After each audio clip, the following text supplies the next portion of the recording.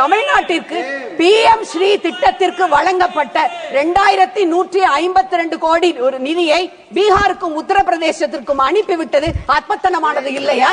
அதை நாங்கள் அவர்களிடம் கேட்க மாட்டோமா? சென்ற நிதிநிலை அறிக்கையிலே 60,000 ரூபாய் வழங்கிவிட்டு இப்பொழுது மக்கானா போர்டு, அவர்களுக்கு IIT பாட்னா, அது மட்டுமல்ல கோஸ்லா டிக்கெட் என்று ஏகப்பட்ட திட்டங்கள். எங்களுடைய விவசாயிகள் மட்டும் முன்னேற வேண்டாமா? கல்வி, மருத்துவம் 2 minutes. கல்வி, மருத்துவம் அனைத்து துறைகளிலும் தரவரிசை பட்டியலிலே தமிழ்நாடு முதல் இடத்தில் 3 இடங்களில் வைக்கின்றது. வஞ்சித்தால் எப்படி நியாயம்? The more you sweat in inclusive politics, the less you bleed in economic problems. மக்களாட்சியின் மாண்புகளோடு கூட்டாட்சி தத்துவத்தை உணர்ந்து கொண்டு பிளவுவாத அரசியலை விடுத்து மதவாத அரசியலை முன்னெடுங்கள். யாமறிந்த மொழிகளிலே தமிழ் மொழி போல் இனிதாவது எங்கும் காணோம் எனும் பாரதியார் புகழுரைத்த தமிழில் உரையை துவங்கி மேலே துவங்குகின்றேன். இது நிதியமைச்சருடைய 8வது பட்ஜெட். ஆனால் வறியவருக்கு, விவசாயிகளுக்கு, மாற்று பாலினத்தவருக்கு, ஒடுக்கப்பட்டோருக்கு, சிறுபான்மையினருக்கு, மிக குறிப்பாக தமிழ்நாட்டு மக்களுக்கு இது எட்டாக்கனி budget. Water water everywhere, not a drop to drink. கால்ரேஜின் புகழ்பெற்ற வரிகள்.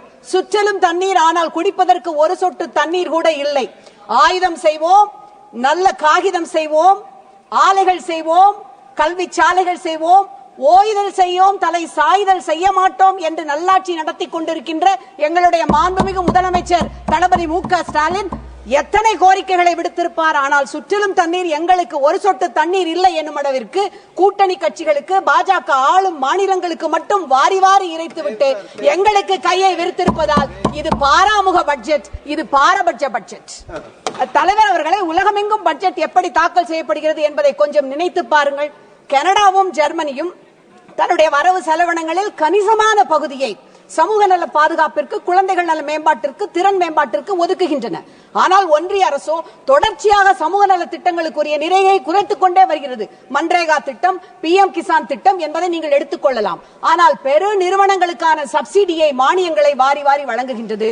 சாமானிய மக்களின் வரியை பெரு முதலாளிகளுக்கு மடைமாற்றி விடுவதால் இது நீதியை அநீதியாக மடைமாற்றம் செய்கின்ற அநீதி பட்ஜெட் என்று நான் சொல்லுவேன். Of all the countries to improve their public governance and finance, நீங்கள் எடுத்துக்கொண்டீர்கள் என்றால் புதுமையான பட்ஜெட்டை தாக்கல் செய்கின்றனர். பிரேசில் தன்னுடைய நாட்டு குடிமக்களுக்கு முனிசிபாலிட்டி எக்ஸ்பென்சஸை தெரிவு செய்வதற்கான வாக்களிக்கின்ற உரிமையை அளிக்கின்றது. அவ்வகையில் அடித்தட்டு மக்களின் பங்கேற்பை இது உறுதி செய்கின்றது. எங்களுடைய முத்தமிழறிஞர் தலைவர் கலைஞர் ஒவ்வொரு முறை பட்ஜெட் தாக்கல் செய்யும் பொழுதும் சிறு குறு வியாபாரிகளை, நடைபாதை ஓர வியாபாரிகளை அழைத்து பேசி பட்ஜெட்டை முடிவு செய்ததை நான் இங்கே நினைக்கின்றேன். விவசாயிகளுக்கு என்று தனியாக ஒரு பட்ஜெட்டை எங்களுடைய மாநில முதலமைச்சர் M.K. ஸ்டாலின் அவர்கள் தருகின்றார். அவரை நன்றியோடு நான் இங்கே நினைவு கூறுகின்றேன். அது போகட்டும், நீங்கள் நியூசிலாந்துக்கு வாருங்கள், மக்கள் நல பட்ஜெட்.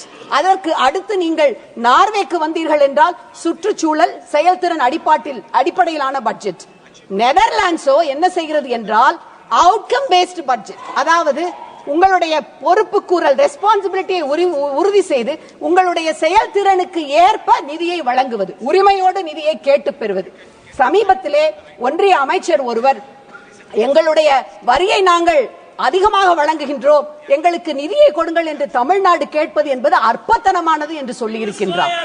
அற்பத்தனமானது என்றால் தமிழ்நாட்டிற்கு PM ஸ்ரீ திட்டத்திற்கு வழங்கப்பட்ட 2152 கோடி ஒரு நிதியை பீகாருக்கும் உத்தரப்பிரதேசத்திற்கும் அனுப்பிவிட்டது அற்பத்தனமானது இல்லையா?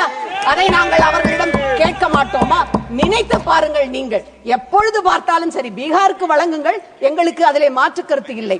பீகாரிலே வெள்ளம் ஏற்பட்ட பொழுது 2008ஆம் ஆண்டு அப்பொழுதைய முதலமைச்சராக இருந்த எங்களுடைய டாக்டர் கலைஞர் தான் பீகாருக்கு 10 கோடி ரூபாய் வெள்ள நிவாரண நிதியாக அனுப்பி வைத்தார். அந்த மாநிலமும் அவர் இறந்த பொழுது துக்கம் அனுஷ்டித்தது. அதிலே மாற்று கருத்து இல்லை. ஆனால் சென்ற நிதிநிலை அறிக்கையிலே 60,000 ரூபாய் வழங்கிவிட்டு இப்பொழுது மக்கானா போர்டு, அவர்களுக்கு IIT பாட்னா, அது மட்டுமல்ல கோஸ்லா டிக்கெட் என்று ஏகப்பட்ட திட்டங்கள். எங்களுடைய விவசாயிகள் மட்டும் முன்னேற வேண்டாமா? தலைவர் அவர்களே, ஒதுக்கப்பட்ட நேரம் இன்னமும் கூட கொஞ்சம் இருக்கின்றது. நினைத்து பாருங்கள், மகாராஷ்டிராவிற்கு 39,000 கோடி. ஆனால் எங்களுக்கு என்று ஒதுக்கப்பட்ட எந்த விதமான பெரிய அறிவிப்புகள் எதுவும் இந்த திட்டத்திலே கிடையவே கிடையாது. தமிழின் தொன்மையை இரும்பின் தொன்மை கொண்டு அறிவித்திருக்கின்றார் எங்களுடைய முதலமைச்சர். ஆனால் தமிழுக்கு என்று போன இதிலே 22 கோடி, இப்பொழுது ஹிந்திக்கு 1000 கோடி ரூபாய்க்கு மேல் ஒதுக்கிவிட்டு 84 கோடி தான். அன்பிற்குரிய பேரவை தலைவர் அவர்களே, இவர்களுடைய எக்கனாமிக் சர்வேயை எடுத்துக் கொள்ளுங்கள். தமிழ்நாடு 56% தேசிய ஜிடிபியை விட அதிகம் என்று சொல்லுகின்றது. தமிழ்நாடு 9% ஜிடிபிக்கு பங்களிக்கிறது என்று சொல்லுகின்றது. கல்வி, மருத்துவம் 2 மினிட்ஸ் கல்வி, மருத்துவம் அனைத்து துறைகளிலும் தரவரிசை பட்டியலிலே தமிழ்நாடு முதல் இடத்தில் 3 இடங்களில் வகிக்கின்றது. வஞ்சித்தால் எப்படி நியாயம்? உங்களுடைய எக்கனாமிக் சர்வேயினுடைய பிரிஃபேஸில் ஸ்பார்டன்ஸ் என்று சொல்லப்படுகின்ற வீரர்களுடைய ஒரு கொட்டேஷனை அரசு பதிந்திருக்கின்றது. அது என்னவென்றால், the more you sweat for peace, the less you bleed in war. உங்களுக்கு நான் அதனையே மாற்றி சொல்லுவேன்.